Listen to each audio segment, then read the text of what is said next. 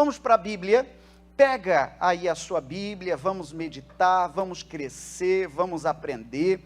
O texto de hoje começa em segundo livro de Coríntios, segunda carta aos Coríntios. O capítulo é o 4 e o versículo também é o 4. Irmãos, hoje eu lembrei do Rio de Janeiro, com calor na cidade de vocês, ó gente. Da onde é que vem esse calor todo? Vamos achar um culpado? Obreira Cátia. Culpado até pelo sol, aí é forçação de barra, né? Mas não sabia que a terra de vocês fazia calor disso tudo, não, irmãos? É assim toda a vida ou eu fui premiado? Hein? Mas, eita Jesus, olha só. Então, como diz alguém, vai da praia. Acho que bom que você está aí, servo de Deus, valente, e o Senhor está com a gente. Amém? Eu falava com meu irmão que atualmente está morando lá em Mato Grosso, Cuiabá. Lá estava 42 graus e a sensação térmica 45. Eu não sei se eu vou visitar ele tão breve. Eu vou esperar dar uma resfriada um pouquinho, né? Acho que aqui deve ter dado 37, foi isso? Foi isso? Foi uma média de 37? Foi ou não? É mesmo, irmão, então é Cuiabazão. 39, sensação de 41, o irmão disse ali. Oh, Jesus. Mas que bom que a gente é perseverante. Amém, gente? Perseverante, perseverante. Eu já passei alguns calores assim de suar meia. É um negócio assim muito desagradável. Vamos mudar de assunto. Vamos falar de coisas boas. Qual é o capítulo, qual é o livro, irmãos? Segunda carta aos Coríntios. O capítulo é o 4. E o versículo também 4. Diz assim: nos quais o Deus deste século cegou os entendimentos de quem? Dos incrédulos, para que não lhes resplandeça a luz do Evangelho da glória de Cristo, que é a imagem de Deus. Para aqui um instante. Então a Bíblia está falando que existe toda uma tarefa maligna, existe toda uma estratégia maligna, para que a luz do Senhor não chegue na vida das pessoas. O maligno não quer que elas sejam iluminadas, pelo contrário, o maligno quer que elas continuem sendo enganadas. O maligno quer que elas continuem na escuridão, para que não saibam das ações malignas dele. Um plano mais maquiavélico ou malvado do maligno é fazer com que as pessoas pensem que ele não existe. E infelizmente tem pessoas assim. Tem pessoas que acreditam que ele não existe. Às vezes dizem, é fulano que não vale nada. Você já ouviu esse discurso? É fulano que não presta, é fulano que merece uma chinelada bem dada. Às vezes alguém fala assim, e acaba então aliviando as forças da maldade que são responsáveis por aquilo, e culpando a pessoa. E quando isso acontece, o maligno fica muito do feliz, porque ele pode deitar e rolar, e ele não vai levar culpa. Você entende que coisa séria? Então tem muitas pessoas que ainda não receberam essa iluminação do Evangelho. E eu digo uma coisa, quando a luz de Cristo chega, as trevas saem. Diz a Bíblia, onde há luz, não pode haver trevas. Então, o local que for iluminado pela luz divina, ali o maligno perdeu. Ali o maligno perdeu literalmente território, perdeu literalmente espaço, porque lá chegou a luz de Cristo. A Bíblia diz sobre um homem chamado Saulo de Tarso. A luz divina brilhou na vida dele também. Ele era um homem torto, era um homem que fazia coisas maldosas com servos de Deus. Ele conseguiu uma carta lá de Damasco, não sei se o mais louco foi quem deu a carta, ou ele que pediu essa carta, e ele recebeu autoridade para prender e causar maldade com o povo de Deus. até o dia que brilhou a luz lá de cima na vida dele, e ele então teve uma conversão, ele teve uma mudança de vida. Alguém diria 360 graus, mas pela matemática isso aí está errado. 360 você gira e cai no mesmo lugar, 180 graus. Foi uma conversão, estava indo para norte, mudou de direção, foi para sul. Estava indo para oeste, mudou de direção, foi para leste. Você entende? A vida dele foi transformada, por quê? Por causa da luz lá de cima. E a minha oração é, que Deus te ilumine, meu irmão, que Deus ilumine você, que Deus ilumine sua casa, que Deus ilumine sua família, porque esse é o papel do servo de Deus, iluminar. Ainda diz a Bíblia, vós sois a luz do mundo. Então, a intenção bíblica, a proposta bíblica de iluminar você, é para que você seja luz, e não apenas luz onde já tem luz, não apenas luz aqui dentro da igreja, não, é para você ser luz onde não há luz, para ser luz nas trevas. Quem compreende, diga amém. Então, lendo de novo esse versículo, você começa a ter esse entendimento aberto. O Deus deste século está falando sobre o império da maldade. Ele cegou o entendimento dos incrédulos. Então, quem não crer está cego. Quem não compreende a luz divina está cego. Quem não tem esse entendimento está cego. Que mais? Para que não resplandeça a luz do evangelho da glória de Cristo. Então, em outras palavras, repito, insisto, a intenção maligna é que as pessoas não sejam iluminadas, é que as pessoas continuem na escuridão, é que elas não tenham a luz divina, que elas não sejam iluminadas como um dia eu, você, nós fomos iluminados. E você diga, ele está repreendido em nome de Jesus. Nós vamos sim iluminar os quatro cantos. Aqui agora, se cada um de nós é luz, como a Bíblia afirma, imagina luz, luz, luz, luz, luz, luz, olha quantos feixes de luz nós temos aqui, amém, irmãos? Olha quantos feixes de luz, mas é aquela luz forte, maior do que luz de estúdio, maior do que luz de campo de futebol, é aquela luz forte, igual aquela, não sei se você já viu o farolete do Batman, vai de longe e alguém identifica aquela luz. A luz que temos não é a do Batman, é muito melhor que aquilo lá. A nossa luz vem lá de cima. E você diga graças a Deus. Dentro desse entendimento, indo a Provérbios, capítulo 4, verso 18, a Bíblia fala um pouco mais sobre essa disputa, luz e trevas. Então, ao longo da mensagem, eu vou tratar disso, da luz e das trevas. A luz, desde o princípio, já houve, o Senhor afirmou lá em Gênesis, haja luz, e houve então distinção, separação entre luz e trevas. Então tudo isso já compreendemos. Provérbios 4:18 diz, mas a vereda do justo é como, o que diz, irmãos? A luz da aurora, ou seja, o amanhecer do dia, que vai brilhando mais e mais, que mais, gente? Até ser dia perfeito. Então, a vida do cristão, de acordo com a Bíblia, de acordo com o livro de Provérbios, que é considerado o livro da sabedoria, escrito e atribuído ao sábio Salomão, está escrito então que a vereda, a caminhada do cristão, a vida cristã é assim. Ela vai brilhando luz, mais luz, mais luz, mais luz, mais luz, como se fosse o amanhecer do dia. Diga amém, gente? Como se fosse o amanhecer do dia. Você às vezes olha pela janela de sua casa, 4 da manhã, ainda tem um tanto de escuridão. Daqui a pouco você olha mais uma vez, talvez já está beirando 5, você já vê que a coisa está clareando. Olha mais um pouco, está beirando 6, você já vê o dia bem mais clarinho. É assim a vereda do cristão.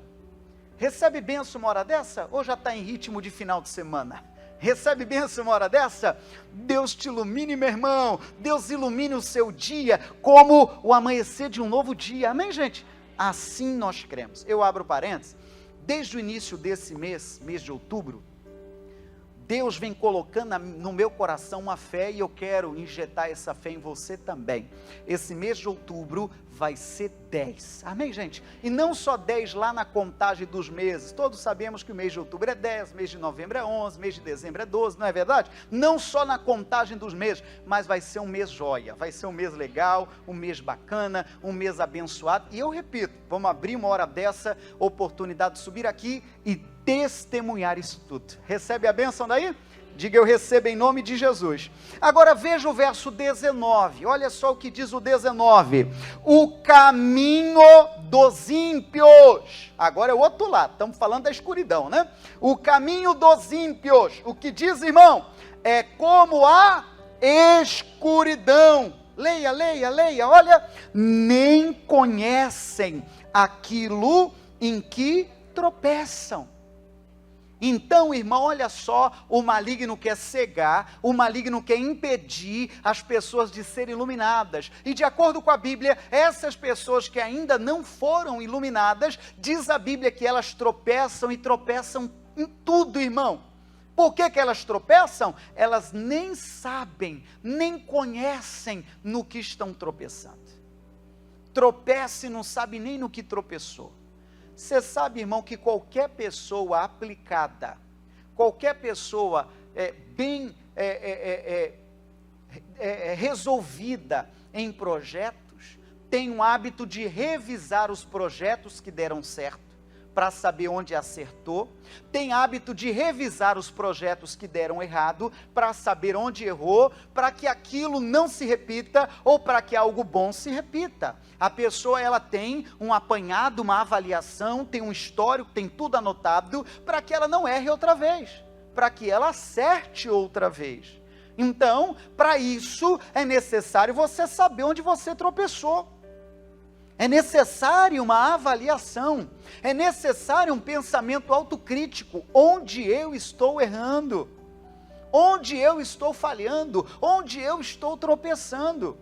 Só que você viu a gravidade, irmão, de quem não tem a luz? A Bíblia diz que eles não sabem no que tropeça. Então tropeça hoje, mas ela não sabe no que ela tropeçou. Amanhã o que acontece? Tropeça de novo. Daqui uma semana o que acontece? Tropeça de novo. E é terrível, irmão, chegar nesse quadro de escuridão, porque a pessoa não sabe onde está errando. Ela não sabe onde deve corrigir. Está faltando luz divina para ela pensar direitinho e reparar erros. E você quer saber, irmão, na vida de algumas pessoas, está faltando tanto essa luz. Sabe por que está faltando essa luz? Porque ela é orgulhosa. É orgulhosa para pedir ou não pedir, ou deixar de pedir ajuda. Ela não senta e reavalia os acertos e os erros. Faz parte da vida, irmão. Ninguém acerta sempre, quem dera se nós nunca errássemos. Atribui-se aí a autoridade papal, a autoridade de infalível. Não quero menosprezar a fé católica, mas biblicamente falando isso não prospera. Todos nós erramos, todos nós falhamos. Falhamos ou não falhamos? O próprio Cristo disse, aquele que não tem pecados, atire a primeira pedra. Quem é que nunca errou nessa vida, irmão? Mas, como diz o outro, errar é humano. Você sabe o complemento disso? Permanecer no erro, para não falar palavras pesadas aqui, é tolice, ou burrice. Então a gente precisa ter essa mente aberta, de saber onde erramos e onde acertamos. Seja verdadeiro, deixa eu ver se você é crente, sim senhor, de falar a verdade. Quem já errou nessa vida aqui? Levanta a mãozinha. Oh, que bom que você é crente de verdade, irmão. Porque tem uns politicamente errados, e não, eu errei quando eu pensei estar errado. Oh, poço de sabedoria. Claro que você já errou, e errou de novo, de não ser sincero. Quem é que nunca errou nessa vida? Mas eu quero pegar esse tema, ainda antes de avançar, abrir o leque dentro disso, de que você precisa reavaliar os erros, irmãos. É igual alguém que faz as provas. É bonito você pegar o gabarito e depois estudar a prova que você fez. É bom. Você que é concurseiro, é bom você pega direitinho o caderno das respostas, e meu irmão que é dessa área, ele diz, olha, uma boa ideia para estudar, além de ler livros e se aplicar em outras coisas, é você pegar as provas já passadas, tentar responder sem cola, é claro, e depois comparar com o gabarito, porque em cima disso, você vai saber onde você errou, e onde você acertou. Faça isso, resolva umas 500 questões. Você quer saber, falando mais baixinho aqui, eles costumam repetir questões? Sabia? Deixa eu falar mais baixinho, um segredo só para vocês. Você sabia que eles costumam repetir questões? Aí você responde lá umas 500, irmão, vai praticando em tua casa, quando chegar o gabarito oficial, ou a prova oficial, você vai dizer, isso aqui eu estudei, foi a pergunta 342. Que mente fértil, né? Isso aqui eu sei, isso aqui é a alternativa C, certo, certo, certo, certo, e seja você um campeão. Amém, gente? Mas dentro dessa verdade, Cristo também disse em Lucas 6,39, uma realidade seríssima para nós. Está dito lá o seguinte, Lucas 6,39, e disse Jesus uma parábola, olha só que versículo profundo, pode, porventura, um cego, ou seja, quem está no escuro, quem não enxerga, guiar outro cego? O que Jesus disse? Ele mesmo respondeu, não, cairão ambos na cova. Então aqui a gente já vai avançando para um outro tema dentro desse assunto. Se você tem esse desejo de iluminar a vida de alguém, saiba que primeiro você tem que ter luz própria. Primeiro você tem que estar iluminado. Você não poderá iluminar alguém se nem você recebeu a luz. Tem gente que ama ajudar todo mundo, pessoal, mas na ver dela está faltando luz para ela. Entende o que eu digo? Ajuda todo mundo. Olha, ela nem presidente do bairro é, mas se perguntar do nome dela, todo mundo sabe. Ah, fulana mora bem ali e tal, é uma pessoa bem querida. Ajuda todo mundo. Você conhece alguém assim ou não? Ajuda todo mundo. Mas quando é para ela mesmo, falta luz. Está certo isso, irmão? Pode responder, está certo isso, irmão? Claro que não, você tem de ter luz. Não pode um cego, não pode alguém que não tem luz própria, querer iluminar alguém, está errado. Imagine os dois estão caminhando e você está iluminando o caminho do outro e o teu. Você empresta a tua lanterna e o teu. Se você for lembrar da parábola das 10 virgens, você lembra que 5 eram prudentes e 5 eram loucas. As loucas acabou-se o azeite reserva e elas queriam emprestado ou queriam comprado o azeite das outras de sobra. O que elas disseram? Eu não vou dar. Por quê? Porque aí vai acontecer pior, vai apagar a luz de vocês e vai apagar a nossa também.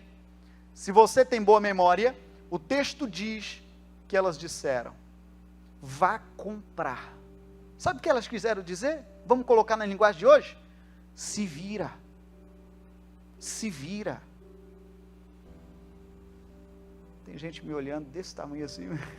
Mas é isso, o texto está dizendo, se vira. Não, nós precisamos estar iluminados, irmãos. Diga amém, gente? Precisamos dessa luz, precisamos. E que Deus ilumine, quero você iluminado e abençoado e sorrindo no nome de Jesus. Agora, sei que já está quase no finalzinho aqui, tanto da gravação quanto do culto, mas agora eu quero levar você lá para 2 Reis, capítulo 6. Nós já tratamos desse assunto nesse último mês de setembro, nos últimos dias. Foi aquele texto, né, que a farinha não iria acabar da panela e que o azeite não iria acabar da botija. Aí por algumas vezes o exército inimigo cercou Samaria, cercou o povo de Deus, e a intenção deles era pegar o profeta Eliseu e certamente capturá-lo e matá-lo. Dentre uma dessas situações, o profeta Eliseu orou para que abrisse os olhos do seu obreiro, lembra disso? Isso já foi assunto de outro dia, que abrisse os olhos do seu obreiro para que visse. E quando o olho foi aberto, foi inclusive o que estudamos no domingo agora, né? Ele viu que havia carros e cavalos e um exército grande ao redor do profeta Eliseu. Foi o que estudamos no domingo, que o exército de Deus é mais poderoso. Isso tudo você deve ter anotado, não tem? Não senti segurança. Que o exército de Deus é mais poderoso, e claro que é mais poderoso. Só que não parou por aí. Além do profeta orar para que Deus abrisse os olhos do seu obreiro, ele orou também para que Deus fechasse os olhos dos seus inimigos. E aqui eu completo a lição. Verso 17 de 2 Reis 6. E orou Eliseu e disse: Senhor, peço-te que lhe abras os olhos, para que veja, ou seja, que seja iluminado o meu obreiro. E o Senhor abriu os olhos do moço e viu. E eis que o monte estava cheio de cavalos e carros de fogo, em redor de quem? De Eliseu. Ou seja, essa iluminação fará você compreender que o exército de Deus é mais poderoso. Mas isso já foi estudado já. Verso 18. E como desceram a ele, os inimigos, né? Eliseu orou ao Senhor e disse, lê comigo essa parte, fere, peço-te, esta gente de cegueira, e feriu-a de cegueira, conforme a palavra de Eliseu. Olha o 19. Então Eliseu lhes disse, não é este o caminho, nem é esta a cidade, segui-me, e guiar-vos-ei ao homem que buscais. E os guiou a Samaria. Para que um instante. Então o exército todo tinha cercado a casa do profeta Eliseu, o obreiro preocupado, ai, o que faremos, como sairemos dessa? O profeta pediu, Senhor, ilumina os olhos do meu obreiro, abra os olhos dele, Senhor, para que compreenda que o exército do nosso lado é maior do que o exército deles. Isso tudo já estudamos, isso aconteceu, Deus iluminou o obreiro. E quanto aos inimigos, ele fez uma oração diferente, ele orou, Senhor, agora tira a luz dos meus inimigos. Agora deixa eles desbaratados e cegos. O profeta saiu, eles tudo desbaratados e cegos. Gente, quem vocês estão atrás? Ah, do profeta Eliseu. Pois é aqui não. Parece até brincadeira, né? Vocês estão no caminho errado, não é aqui não. Mas hoje eu estou tão bonzinho. Me segue, que eu vou levar vocês até ele. Na verdade, o que esse texto quer dizer? Esse texto quer dizer que quem não tem luz é levado facilmente para cá e para lá. Entende que estamos estudando, sim ou não? Quem não tem luz facilmente é levado, é enganado. Agora eu abro parênteses. Ele levou até Samaria, ele levou até o rei. O verso 23 diz que em vez de maltratá-los ou fazer maldade, ele fez um grande banquete, verso 23, ele fez um grande banquete e deu comida para esse povo, deu bebida para esse povo e os despediu. Final do 23, e não entraram mais tropas de Círios na terra de Israel. Abro parênteses, assunto último de hoje, quase se deixar a gente estica e faz uma vigília. Assunto último de hoje, nós como cristãos, nós como pessoas que um dia recebemos a luz, não temos direito de explorar quem ainda não tem a luz, não temos direito de agir com maldade sobre as pessoas que ainda não foram iluminadas. O homem de Deus fez isso, com certeza isso aí foi um susto para eles.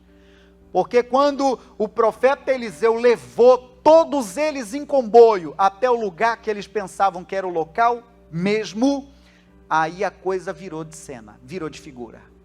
Eles estavam encurralados diante do exército de Deus. O rei até perguntou, a gente pode agora ir para cima e matar todos? O profeta falou, não faça isso. Faça um banquete, dê comida para eles, eles vão comer tanto, dê bebida para eles, eles vão beber tanto, e manda tudo de volta para casa. Aquilo foi vergonhoso. Eles tiveram chance de revidar, eles tiveram chance de maltratar, tiveram chance de matar, e não fizeram, pelo contrário, foram alimentados.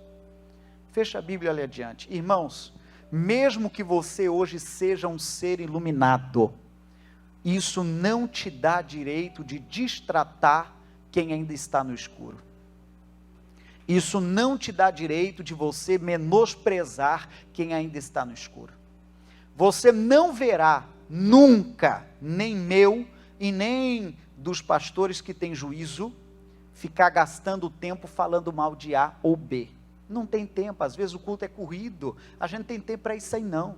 Prefiro falar da Bíblia, prefiro te dar uma palavra de bênção, prefiro orar por você, do que ficar gastando tempo falando mal, costurando mal de A ou B, de igreja A, de igreja B. Não, mas isso aí não é comigo não. Se alguém quer falar, que fale para lá, mas não perco tempo com isso não. Eu não tenho direito, porque Deus me iluminou, de destratar quem não foi iluminado ainda. Você entende o que eu estou falando? Sim ou não? Por quê? Porque é papel meu. Eu sou a luz, não é? Não é o que a Bíblia diz? É papel meu iluminar quem ainda não foi iluminado.